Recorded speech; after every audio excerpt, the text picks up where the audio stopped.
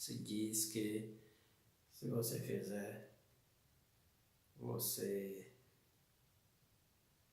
vai conquistar bênçãos materiais ou espirituais, certo? É preciso ficar distante disso, e muito distante, ok? Tópico 2, principais crenças da pseudo-batalha espiritual. E aqui temos 3 crenças principais, que é o mapeamento espiritual, maldição hereditária e a ideia de que um salvo pode ser possuído por demônio. Em relação ao mapeamento espiritual, certo? Eu não tenho que passar a lição, eu não concordo muito com o que está escrito aqui, porque é evidente que os reinos, todo reino, é um reino formado ou constituído com base na inteligência, certo? Todo reino é um reino organizado. Se o reino dos homens é organizado, imagine os reinos espirituais, certo? O reino de Deus é um reino tremendamente organizado. Você acha que o reino de Satanás não é tremendamente organizado? Você acha que os demônios estão assim, de maneira aleatória, certo? Em qualquer lugar? Eu duvido muito, certo? Muito embora não creia em muitas das práticas, certo? Nessa prática de orar para expulsar demônios de determinadas regiões para que o Evangelho possa ter sucesso. O Evangelho ele tem sucesso mesmo com a presença de todos os demônios do mundo em determinada região, em determinado lugar, certo? A palavra de Deus ela pode surtir efeito, certo? Porque nós, enquanto cristãos, enquanto seres espirituais, certo? Jamais viveremos, certo? Distante destes seres, ok? Porque eles sempre vão estar aí para nos fazer oposição e, de certa forma, provar a nossa fé, certo? É assim, por exemplo, que eu compreendo. Porque como nós seremos vitoriosos se nós não tivermos essas oposições, certo? Então diz aqui, a doutrina consiste na crença de que Satanás designou seus correligionários para cada país ou região, certo? O Evangelho só pode prosperar nesses lugares, e é aqui que está o ponto que realmente eu concordo, quando alguém cheio do Espírito Santo expulsar esse espírito maligno, certo? Isso não tem sentido realmente, certo? Os demônios sempre estarão para nos fazer oposição, porque estará fazendo oposição ao reino de Deus, certo? Em decorrência surgiu a necessidade de uma geografia espiritual, um mapeamento espiritual. Os espíritos territoriais são identificados por nomes que eles mesmos teriam revelado. Outra coisa que eu não acredito, certo? Nessas revelações de nomes de demônios, certo? E parece mais, no caso aqui do Brasil, como uma prática da Umbanda, certo? Da Quimbanda e do Candomblé, certo? Muitos nomes até hiláricos, certo? E não só existe essa prática de denominar os espíritos malignos territoriais, como também aqueles que operam em determinada área, certo? Como, por exemplo, na área da bandidagem, costumam denominar o indivíduo de Zé Pilintra, o tal demônio de Zé Pilintra, na área na área da cachaça, de Zé Pilintra, na área da bandidagem de Zé Pilantra. Quer dizer, são nomes hiláricos que o próprio ser humano inventou, certo? Para designar essas pessoas que vivem nessas situações. Então, demônios de fato, mas a Bíblia não dá nenhum nome. E nós não devemos nos embrenhar nesse caminho também, certo? Essas pessoas acreditam que tudo isso se baseia na Bíblia, em Daniel 10, certo? Temos ali o príncipe da Pérsia, príncipe da Grécia, temos o caso do endemoniado Gadareno. Não me lance para longe desse país, desse território. Então, é uma opinião minha. Já nesse caso, eu creio diferente, certo? Deve haver realmente, porque o reino espiritual é o reino organizado, certo? Eu não vou dizer onde fica e onde não fica, de onde começa a agir, de onde não começa a agir, mas o fato é que o reino espiritual é o reino organizado, certo? E os demônios eles não podem agir assim de maneira aleatória, porque Satanás é extremamente inteligente, certo? Extremamente inteligente, astuto, tinhoso, ok? E esta é minha humilde opinião, mas eu tenho que passar a lição do jeito que está, certo? E creio que também esta opinião do comentarista não é a opinião geral de todos os pastores da Assembleia de Deus. O reino espiritual é um reino inteligentíssimo. Até as abelhas são inteligentes na construção da sua colmeia. O reino humano é inteligente, certo? Estratégico, certo? Em suas posições, quando se refere a um exército bem organizado, porque o reino das trevas seria diferente? Por quê? Certo? É complicado. A maldição hereditária aí é uma coisa que não existe. Crente, principalmente para crente, certo? Não existe essa tal de maldição hereditária, eu não creio, certo? E essa é a minha posição. Nós fomos chamados para a bênção e não para a maldição. Eis aqui, a doutrina resume-se nisso. Uma pessoa tem problema com adultério, pornografia, divórcio, alcoolismo ou tendência suicida, é porque no passado alguém de sua família, não importa se a avó, bisavó, tataravó, teve esse problema. Desse modo, a pessoa afetada pela maldição hereditária deve, em primeiro lugar, descobrir em que geração seus ancestrais deram lugar ao diabo. E uma vez descoberta tal geração, pede-se perdão por ela e dessa forma a maldição da família será desfeita. Ok? Um verdadeiro absurdo. Então, a salvação é pessoal, é individual, certo? Não tem como retroagir aos nossos antepassados. Isso é absurdo, parece até mediunidade, parece até espiritismo, certo? É o caso dos mormons que batiza, alguém se batiza por algum antepassado que morreu, certo? Sem ter se tornado,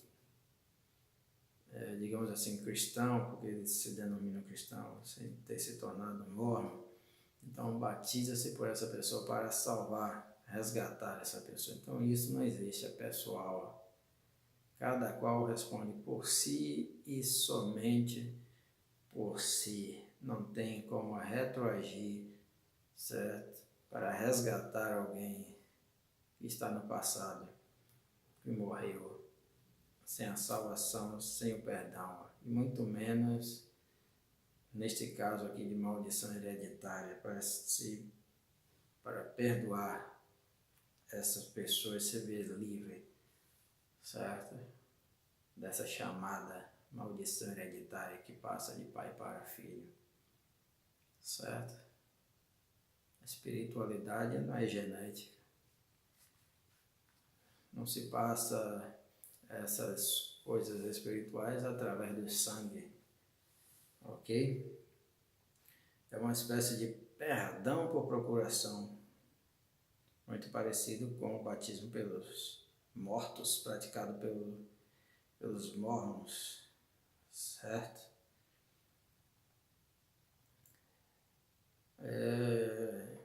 Os que defendem essa doutrina pinçam as escrituras em busca de sustentação bíblica. Êxodo capítulo 20, versículo 5, certo? Êxodo 25, né? Iniquidade.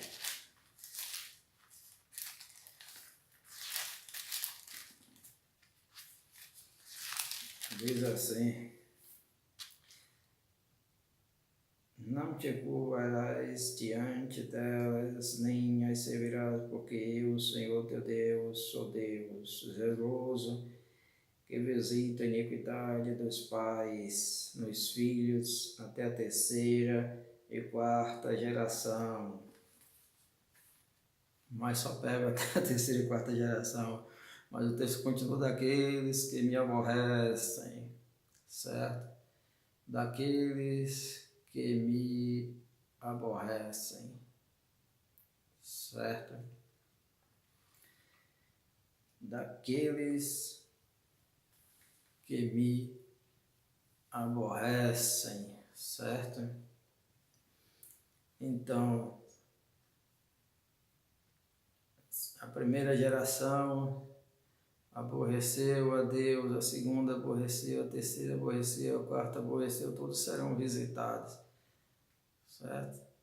Mas se a primeira não aborreceu, a segunda não aborreceu, a terceira não aborreceu, a quarta aborreceu, a quarta será visitada, certo? Mas se a primeira aborreceu, a segunda aborreceu, a terceira aborreceu, a quarta não aborreceu, não há como sofrer, certo? E nós vemos aí que tem nada a ver com hereditariedade.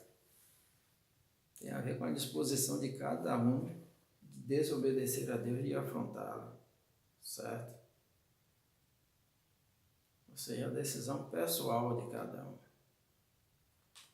certo? Daqueles que me aborrecem, certo? Então, cada qual paga por seus atos, cada qual colhe aquilo que plantou, certo? Agora, um caso interessante, certo? É que pode ser o seguinte também: se um antepassado fez, por exemplo, teve grandes posses no passado, certo? Digamos que nossos pais ou nossos avós, e por algum momento, por ingerência, ele veio a perder tudo. Nesse caso aí, os seus descendentes vão sofrer assim um revés na vida em termos financeiros, em termos econômicos, o que é algo diferente, certo? Do caso espiritual, certo? Então, os seus descendentes vão sofrer as consequências em relação a isso, a questões financeiras, econômicas, certo? Que teve um antepassado abastado, certo? Que acontece muito, e por ingerência sofreu um revés, foi à bancarrota. Então, seus descendentes agora vão passar por sofrimento por penúria, não tem nada a ver com espiritualidade, certo? Tem a ver aí com gestão de negócios, que não soube gerir muito bem os seus negócios, não tem nada a ver com essa questão espiritual, em relação às questões espirituais, certo? Aquele que desobedece a Deus é que vai sofrer a consequência, certo? Independentemente de seu antepassado tenha sido um homem santo diante de Deus, certo? Ele não vai ficar impune diante de Deus porque o seu pai foi um grande homem diante de Deus. Da mesma forma, se o antepassado foi alguém muito mau, maligno, diante de Deus e dos homens, mas o seu filho, o seu neto, certo? Toma uma decisão contrária servindo a Deus, não tem como ele colher, certo? As consequências do pecado do pai, certo? Então, são coisas que não existem, são coisas equivocadas que têm entrado no seio da igreja, no meio da igreja, como é o caso aqui do subtópico 3, crentes endemoniados, que também não existe, certo? Saul já não estava mais diante de Deus, na presença de Deus, o Espírito de Deus já havia se afastado, certo? Esses pregadores ensinam que o homem é um espírito que tem alma que habita no corpo, certo? E aqui tem o nome do senhor Kenneth Hagin, certamente o propagador, ou quem citou, fez essa citação, porque aqui o nosso comentário está citando uma citação do Kenneth Hagin. Então, partindo desse falso conceito teológico, afirma que o Espírito Santo habita no espírito do homem humano, no processo de salvação, que os espíritos imundos estão relegados à alma e ao corpo do cristão.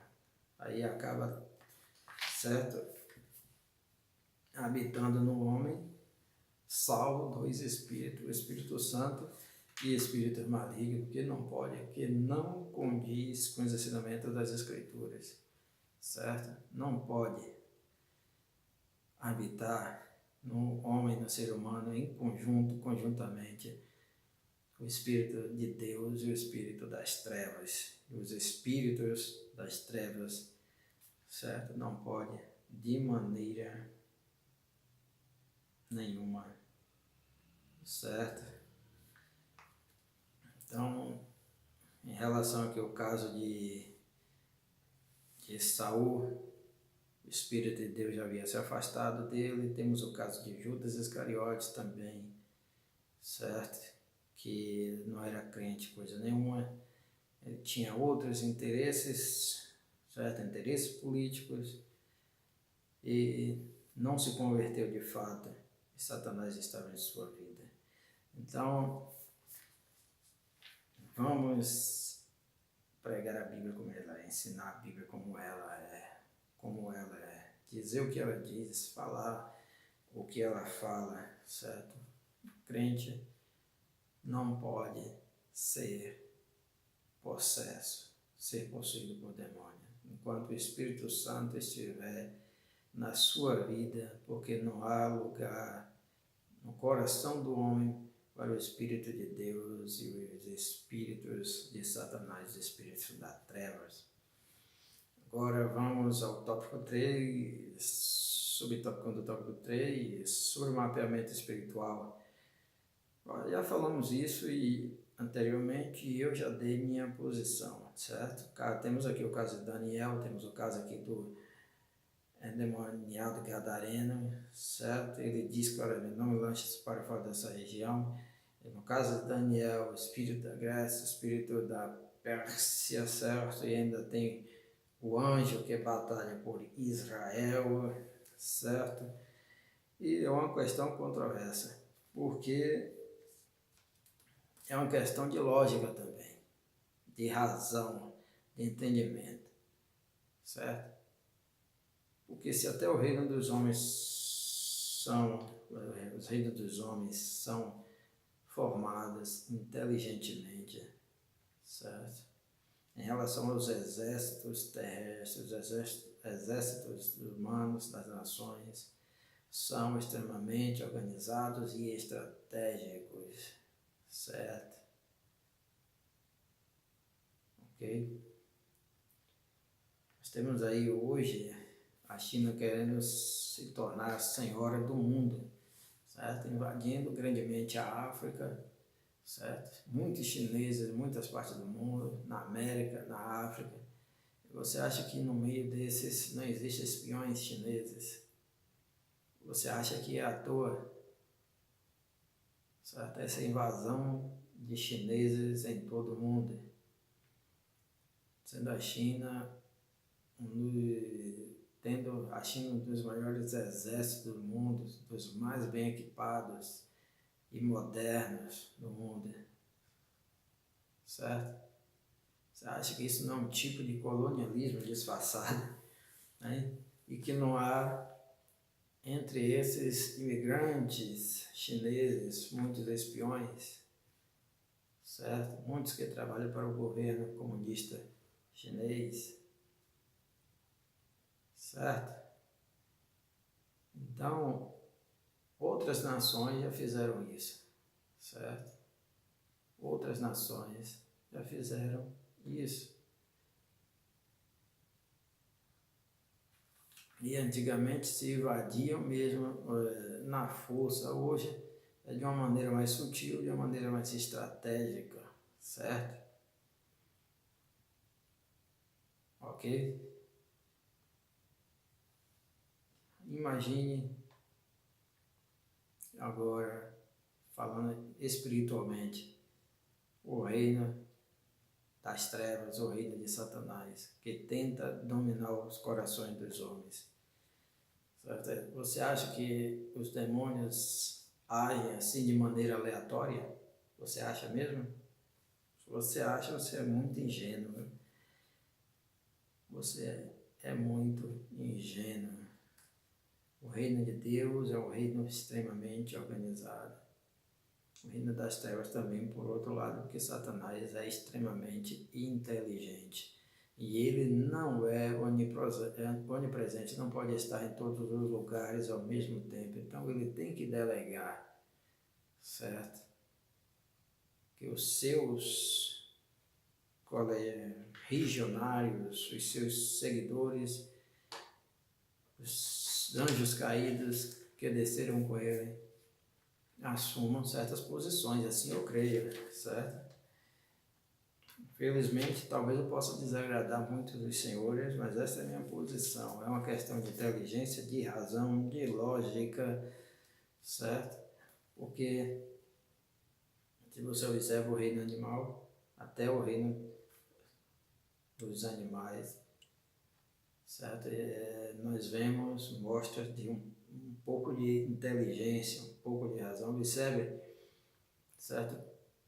Quando os leões estão em posições de ataque, certo? De caça. E observe como eles agem, como se estivessem raciocinando, certo? Encurralam a presa, emboscam a presa, certo? Enquanto uns vão pela frente, outros vão por trás, e assim fecham o cerco. Então, quanto mais o reino de Satanás, meu irmão, meu amigo, complicado. Então, essa é a minha posição, sinto muito, certo? E que Deus te abençoe, certo? Fique com sua posição, você acha correto. Sobre a maldição hereditária, falando novamente, vou estar repetindo, certo? Não existe maldição hereditária para crente, certo? Não existe. Ok? Esta é uma posição nossa, uma posição da Assembleia de Deus, certo? No Brasil. Ok? Que é o subtópico 2. Subtópico 3, do tópico 3, sobre a possibilidade do cristão ser possesso. É descartada também. É descartada. O Espírito Santo não pode habitar no coração conjuntamente com o espírito das trevas, com o espírito do diabo, certo? Aí ainda diz aqui, é bom lembrar que Saul já estava desviado nessa época. Quem se utiliza desses versos de Saul.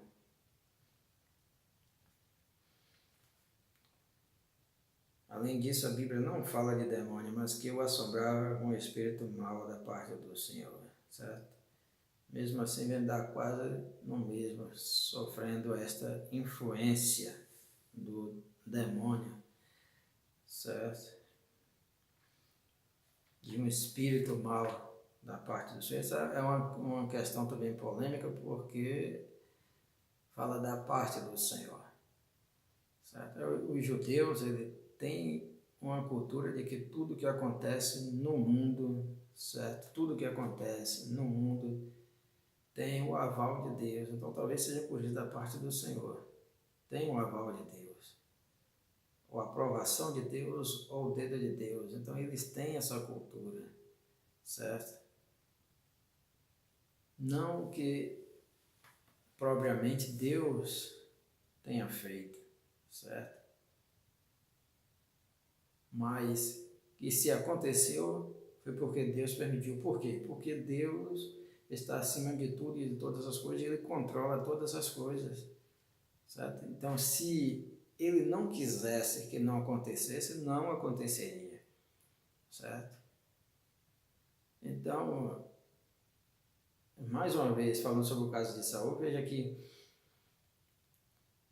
existem umas 2 ou 3 versões ou na maneira que se conta o caso da morte de Saul. Diz que Saul se matou, se suicidou, certo? Diz que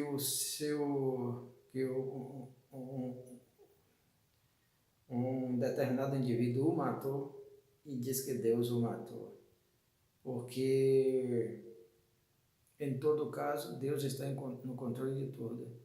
Mas foi ele que se matou, não Deus que o matou, certo? Mas como o judeu tem essa visão, Deus é único, está acima de tudo, de todas as coisas. Então, qualquer coisa que acontece, certo? Então, graças a Deus, certo? Graças a Deus, ou seja, Ele tem o controle de todas as coisas. Se aconteceu, foi porque Ele permitiu. Se Ele não permitisse, não aconteceria, porque Ele tem o poder de não deixar acontecer, certo? Então, dessa maneira que o judeu pensava na antiguidade, quando esses textos aqui foram escritos, certo? Então, é por isso que deve se entender da parte do Senhor, não que Deus tenha realmente, certo, enviado, talvez sim, talvez não, certo? Mas como eu falei anteriormente, essa psicologia a respeito de Deus, entendimento, como as coisas acontecem no mundo, certo? Ou seja, aconteceu porque Deus, Criador, permitiu, porque Ele tem poder sobre todas as coisas, certo? E se Ele tem poder sobre todas as coisas, se determinada coisa de ruim aconteceu, certo? Foi porque Ele permitiu.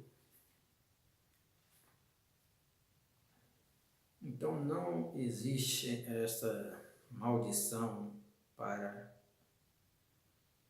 crente, certo? Essa maldição hereditária, certo? Ninguém vai pagar pelo pecado de um antepassado, certo? Espiritualmente falando, certo? Embora, como citei anteriormente, podemos sofrer por ingerência de nossos pais, certo? Nossos filhos poderão sofrer as consequências da nossa ingerência nos nossos negócios atualmente, certo? Certo? Podemos ter muitos bens hoje, certo? E termos alguns filhos Mas se nós não cuidarmos do que temos, não trabalharmos esses bens, esses talentos que Deus nos deu, amanhã nossos filhos poderão ficar sem nada. E aí já é uma coisa completamente diferente dessa questão aqui de maldição hereditária, certo? E espiritual. Certo? Nem crente, nem descrente pode sofrer com isso, certo? Cada qual paga por seus pecados, por seus delitos, por seus crimes. O cristão também não pode ser possesso, certo? Que é o subtópico 3 e a mais, certo? O Espírito de Deus não pode habitar juntamente com o Espírito das trevas. E quarto homem, segundo a Bíblia. Jesus disse que um espírito não tem carne nem osso. Lucas 24:39. Se o espírito não tem carne nem osso, logo se conclui que não é verdade que o homem seja um espírito. A Bíblia declara que Deus formou o homem do pó da terra e soprou em seus narizes o fôlego de vida. E o homem foi feito alma vivente. Então o homem é o conjunto do espírito, alma e corpo, certo? A própria expressão, a palavra Adão significa vermelho ou da terra vermelha, né? Tomado da terra. Okay? Então o homem é este conjunto, certo? Espírito, alma e corpo. Isso mostra que o ser humano é uma combinação do pó da terra com o sopro de Deus, certo? E não apenas uma alma ou um espírito. Então é um conjunto, essa tricotomia, certo? Essa tricotomia, espírito, alma e corpo. Deus fez o homem do pó da terra e soprou em suas narinas o fôlego de vida, certo? E aí vem uma questão que pode ser para uma outra ocasião. E aí Paulo fala sobre o homem interior, certo? E aí eu entendo que ele está falando mais de uma maneira simbólica, certo? Sobre a não corruptibilidade do homem, certo? Não querendo dizer que existe um homem dentro de outro homem, certo? Ele está mais focado, aí nesse caso, na questão espiritual,